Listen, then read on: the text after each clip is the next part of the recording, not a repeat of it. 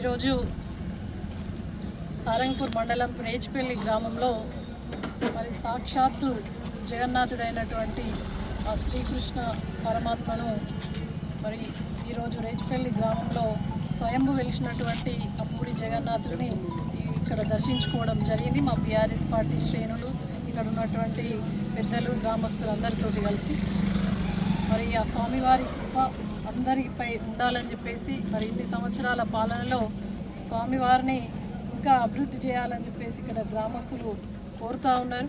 మరి దానితో పాటుగా మేమందరం దర్శనం చేసుకొని వచ్చిన అనంతరం ఇక్కడ ఉన్నవారందరూ కూడా రైతులే ఇక్కడ రైతు బొమ్మ సాక్షిగా ఎడ్ల బండి ఎడ్లుతో పాటు ఉన్నటువంటి రైతు సాక్షిగా ఇక్కడ ఉన్నటువంటి రైతులందరూ కూడా మరి రేచిపల్లి గ్రామం అతిపెద్ద గ్రామం ఇవాళ సారంగపూర్ మండలంలోనే మరి అభ్యుదయ గ్రామమైనటువంటి రైతులు మరి రైతు ఆధారితంగా ఉండేటువంటి ఈ రేచిపల్లి గ్రామంలో మరి చాలామంది రైతులు ఏమంటున్నారంటే ఇవాళ మా ఊర్లో కళ్యాణం ఉంది, ఆ దేవుని కళ్యాణం కాడ చూసుడా మళ్ళా కరెంట్ ఎప్పుడు ఇస్తాడో మరి ఎప్పుడు బంద్ అవుతాడో తెలియని పరిస్థితిలో అయోమయంలో రైతులు ఉన్నారు. తీవ్ర విద్యుత్ సంక్షోభంలో ఇవాళ రైతులు ఆవేదన చెందుతూ ఉన్నారు.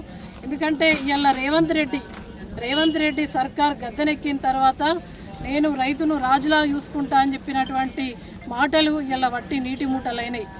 ఇలా విత్తనాలు జల్లే సమయం, ఇలా నారు పోసే సమయం, ఇంకా అంతకు మించి ఇవాళ మరి నాట్లు వేసే కీలకమైనటువంటి ఈ సమయంలో కూడా కనీసం ఇలా కరెంటు మరి ఈ కటకట కరెంటు కోతలు విధించడం ఇది సరి అయింది కాదు.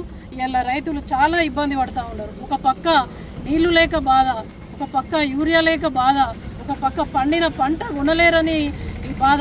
ఇవన్నీ బాధలు రైతు బంధు పేరు మీద రైతు భరోసా అన్న అది సగం మందికి వచ్చింది, 5 ఎకరాల వరకు వచ్చినట్టుంది, మళ్ళీ అది కట్టే పెట్టేసినారు.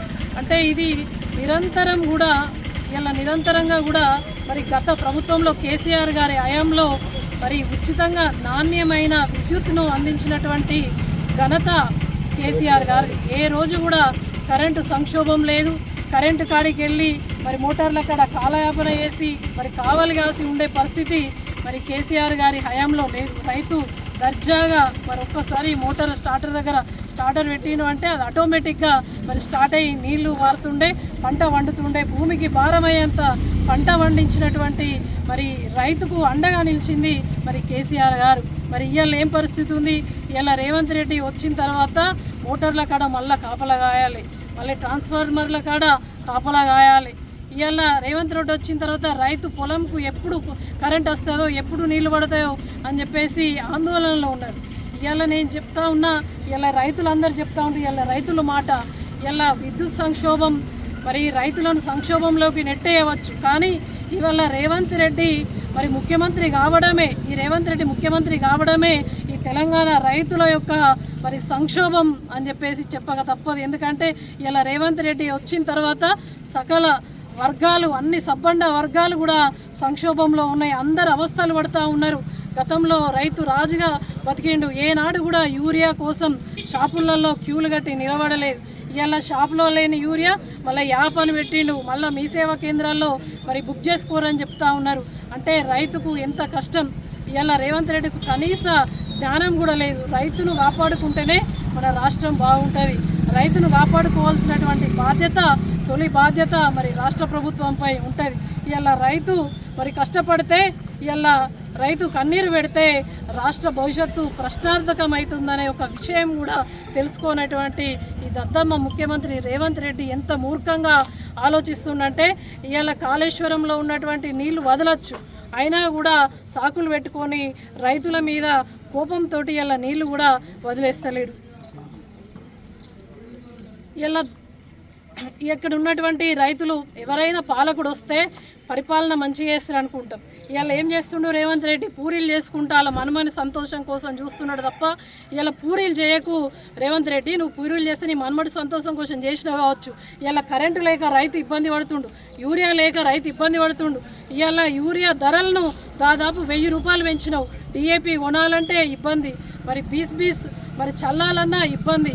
ఇలా ప్రతిది ఇబ్బంది. మళ్ళీ దాని అనుబంధంగా ఉన్నటువంటి సొసైటీ సంఘాలు ఏవైతే ఉంటాయో వాళ్ళు దాన్ని 1000 రూపాయలకు మించి అమ్ముతూ ఉన్నారు. అంటే రైతు అదనపు భారం పడుతూ ఉన్నది ఎరువుల మీద. మరి ఎరువుల మీద నువ్వు దందా వేసుడే, ప్రతి దాని మీద దందా వేసుడే, ఇక నువ్వు ఎందుకు ముఖ్యమంత్రిగా ఉన్నావని చెప్పేసి అడుగుతూ ఉన్నాం. ఏదేమైనా కూడా ఇలా మా రేచిపల్లి గ్రామస్తులతోటే, మా రేచిపల్లి మరి రైతులతోటే ఇలా తప్పకుండా ఉద్యమ పోరు తప్పదని చెప్పేసి ఇక్కడ నుంచే హెచ్చరిస్తూ ఉన్నాం. మా ఎడ్ల బండి సాక్షిగా, రైతు సాక్షిగా, ఒక రైతు బిడ్డలుగా చెప్తా ఉన్నాం. నువ్వు రైతుకు ఏదైతే విద్యుత్తును మరి సరిగ్గా ఇస్తలేవో, గత ప్రభుత్వంలో ఎట్లిచ్చిండు మన కేసీఆర్ గారు, ఈ ప్రభుత్వంలో రేవంత్ రెడ్డిగా నువ్వు ముఖ్యమంత్రిగా ఉన్నావు కదా. గతంలో కేసీఆర్ ముఖ్యమంత్రి, ఇప్పుడు నువ్వు ముఖ్యమంత్రివే. మరి ఎందుకు నీకు చేతనైతే లేదు? కేసీఆర్ హయాంలో ఎందుకు 24 గంటలు వచ్చింది కరెంటు, ఇవాళ నీ ప్రభుత్వంలో నువ్వు ఎందుకు ఇస్తలేవని చెప్పేసి ప్రశ్నిస్తూ ఉన్నాం. ఏదేమైనా కూడా రైతులందరి పక్షాన మరి ఇక్కడ ఉన్నటువంటి మరి విద్యుత్ భవన్ కావచ్చు, కలెక్టరేట్ కావచ్చు, తప్పకుండా ఈ పోరాటం తప్పది, అన్నీ కూడా ముట్టడిస్తాం. దయచేసి ఇక్కడ ఉన్నటువంటి అధికారులు కూడా రైతుల బాధను అర్థం చేసుకోండి. కరెంటు సరిగ్గా ఇవ్వండి, నీళ్ళు ఇవ్వలేదు కాబట్టి ఉన్న నీళ్ళతోని పారించుకొని పంటలు పండించుకుందామన్నా కూడా ఇలా కరెంటు కోత తీవ్రమవుతూ ఉన్నది. దయచేసి రేవంత్ రెడ్డి ఆంధ్రవాడు, ఇప్పుడు ఆంధ్ర వాళ్లకు మరి ఇవాళ చంద్రబాబు నాయుడికి శిష్యునిగా ఉన్నటువంటి రేవంత్ రెడ్డికి తెలంగాణ వాళ్ళ మీద ప్రేమ ఉండేది. అటువంటి నాయకుడు ఇవాళ ముఖ్యమంత్రి అయింది కాబట్టి రేవంత్ రెడ్డి రావడమే ఒక సంక్షోభం. దయచేసి ఇవాళ ఉన్నటువంటి ప్రభుత్వం కావచ్చు, అధికారులు కావచ్చు, రైతుల బాధను అర్థం చేసుకొని మరి నాణ్యమైన కరెంటుని ఇవ్వాలని చెప్పేసి డిమాండ్ చేస్తూ ఉన్నాం. మరొక్కటి గుర్తుపెట్టుకోలే, రైతు బాగుంటేనే ఈ దేశం బాగుంటుంది. రైతు ఏడ్చిన రాజ్యం ఎద్దేసిన వ్యవసాయం బాగుండదనే సామెత ఉన్నది. తప్పకుండా ప్రజలన్నీ గమనిస్తూ ఉన్నారు. నీ గుణపాఠం తప్పదు అని చెప్పేసి ఈ రేవంత్ రెడ్డిని ప్రశ్నిస్తూ ఉన్నాం. అదేవిధంగా ఇక్కడ ఉన్నటువంటి నాయకుడు ఎమ్మెల్యే గారు, మరి ఎమ్మెల్యే సార్ మీరేమన్నారంటే రైతు బాంధవుడు రేవంత్ రెడ్డి, మరి రైతుకు మంచిగా చేస్తాడు రేవంత్ రెడ్డి అని నేను పోయినా అని చెప్పారు. మరి ఇలా మన రైతులకు 6 గంటల కరెంటే వస్తుంది కదా, మరి ఎమ్మెల్యే సార్ ఎందుకు అడుగుతలేరు అని చెప్పేసి జైత్యాల ఎమ్మెల్యేను జిల్లా పరిషత్ చైర్మన్గా ఒక రైతు బిడ్డగా మా రైతుల పక్షాన మిమ్మల్ని డిమాండ్ చేస్తూ ఉన్నా. నువ్వు నిజంగా కూడా ప్రజల అభివృద్ధి కోసమే వేయినట్టయితే మరి సబ్స్టేషన్కి వెళ్ళు, ఎస్సీ గారితో మాట్లాడు, మన జైత్యాల నియోజకవర్గ రైతులకు మరి కరెంట్ ఇచ్చే విధంగా ఎమ్మెల్యే సార్ పనిచేయాలని చెప్పేసి డిమాండ్ చేస్తూ ఉన్నాం. జై తెలంగాణ.